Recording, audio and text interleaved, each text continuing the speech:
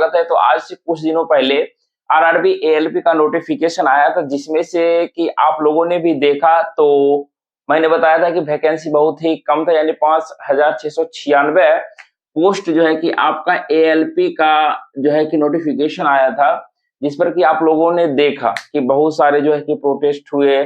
लेकिन जो है कि इस पर जो है ना, रेलवे में जो है कि सीट तो नहीं बढ़ा, लेकिन बहुत कुछ आपके सामने में निकल के बाहर आया। जैसा कि अभी हम आप लोगों से बात करने वाले हैं, यहाँ पे देख रहे होंगे लिखा हुआ है annual calendar for RRB recruitments. यानी कि पहले देखते थे कि आप लोग कि आरआरबी का जो है ना कि सालों साल एग्जाम नहीं होता था, यानी प्रत्येक ईयरली नहीं होता था। तो जिससे कि बच्चे लोग क्या कहते हैं, अच्छा चलो 5 साल में एक बार आएगा वैकेंसी, 5 साल में एक बार आएगा वैकेंसी। लेकिन अब जो है कि आरआरबी जो है कि एनुअल यानी कि प्रत्येक साल एग्जाम लेने के लिए जो है कि कैलेंडर जारी किया है। तो हमारा यहाँ पर जो है कि मेन मुद्दा दो ही चीज होगा, क्योंकि हमारे साथ में जो बच्चे जुड़े हुए हैं मैक्सिमम वैसे बच्चे हैं जिन्होंने डिप्लोमा किया है या डिप्लोमा करने के बाद जो है कि बीटेक में एडमिशन लिए हैं, यानी कि वो लोग एप्लीकेबल किस किस पोस्ट के लिए होते हैं। तो कहीं ना कहीं जो है कि हम लोगों का फोकस होता है जब डिप्लोमा कर रहे होते हैं, तो अगर हम लोगों का ब्रांच क्या है, इलेक्ट्रिकल है, मैकेनिकल है, इलेक्ट्रॉनिक्स है या ऑटोमोबाइल इंजीनियरिंग है, तो इस सब में हम लोगों का होता है कि नहीं आगे चल के हमें जो है कि एएलपी बनना है, या जिन लोगों का सिविल वगैरह है वो सोचते हैं कि हमें जेई बनना है। तो इस चीज को बहुत अच्छे से समझिएगा। अब जो है कि आपके सामने नोटिफिकेशन आ गया है, तो कहीं ना कहीं जो है कि अब हम लोगों को तैयारी को बहुत अच्छे तरीके से शुरू कर देनी चाहिए। यानी कि तैयारी तो लोग बहुत दिनों से कर रहे थे, लेकिन अब जो है कि सीट भले ही कम है, लेकिन कहीं ना कहीं जो है कि अब अगर प्रत्येक साल है तो हम लोगों के जो है कि एग्जाम देने की चांसेस भी 3 4 5 बार जो भी है आपके साथ में जो है कि एज के साथ 5 6 बार अब एग्जाम दीजिएगा, तो कहीं ना कहीं हो सकता है कि एक बार आराम से जो है कि क्वालिफाई कर जाइएगा।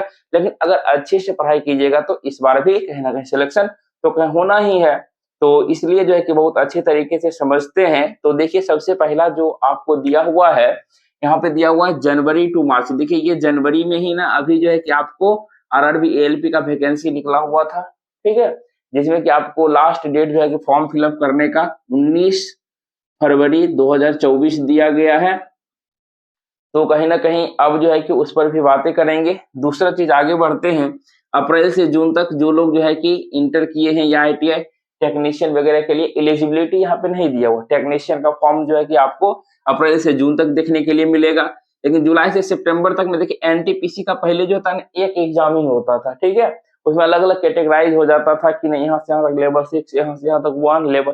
तो लेकिन अब जो है कि एनटीपीसी जो है कि आपको 2 बार मौका देती है। जैसे कि देखिए आप जो है कि अगर ग्रेजुएशन किए हुए हैं यानी कि लेवल 4 5 6 के लिए एक बार एप्लीकेबल है एनटीपीसी। दूसरा यानी कि अंडर ग्रेजुएट, अगर आपने जो है कि ग्रेजुएशन नहीं किया हुआ है, अंडर ग्रेजुएट है, इंटर पास वगैरह है, तो कहीं ना कहीं आपको मौका मिलेगा लेवल 2 थर्ड के लिए। उसका देखिए हमारा जो मेन जो है कि चूंकि टेक्निकल वाले बच्चे हैं तो उनको जो आशा रहती है कि जूनियर इंजीनियर का वैकेंसी सर कब देखने को मिलेगा, तो कहीं ना कहीं जूनियर इंजीनियर का भी जुलाई से सितंबर के बीच में आपको फॉर्म देखने के लिए मिलेगा। और उसके बाद पैरामेडिकल कैटेगरीज का भी आपको कब देखने के लिए मिलेगा, ये जो है कि आपको जुलाई से सितंबर देखने के लिए मिलेगा, ठीक है। उसके चलते अक्टूबर से दिसंबर तक में देखिए इस प्रकार से लेवल 1 दिया हुआ और जो है कि मिनिस्ट्रियल एंड आइसोलेटेड कैटेगरी का फॉर्म को यहाँ पर दे दिया गया है, ठीक है। तो इस प्रकार से कैलेंडर जारी हो गया।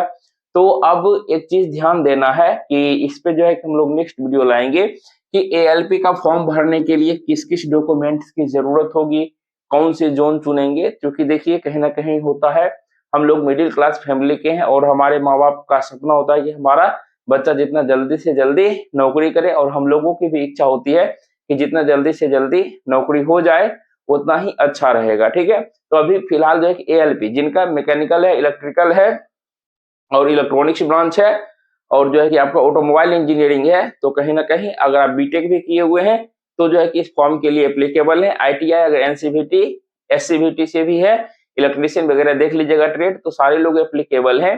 तो बिल्कुल अच्छे तरीके से सारे के अच्छे से पढ़ लीजिएगा। पढ़ने के बाद जो है कि तब जो है कि अब लेट नहीं करना है, अब अच्छे से जोन देखिए, जोन देखने के बाद जो है कि अपना अच्छे से पढ़ाई को शुरू कर दीजिए। पढ़ाई को शुरू करने के लिए देखिए बेसिक चीज हम शुरुआत से आपको बताते आए हैं कि 4 हम लोगों को जो है कि यानी कि 4 सब्जेक्ट को अच्छे से पढ़ना है। पहला देखिएगा कि यहाँ से हमने आपको भी बताया था कि यानी कि मैथमेटिक्स हो गया, रीजनिंग हो गया, ठीक है। उसके बाद हो गया आपका जनरल साइंस हो गया, और होता है कि जी यानी कि जीए जनरल अवेयरनेस या सीए करंट अफेयर्स, जो है कि यही चारों चीज मुख्य होता है।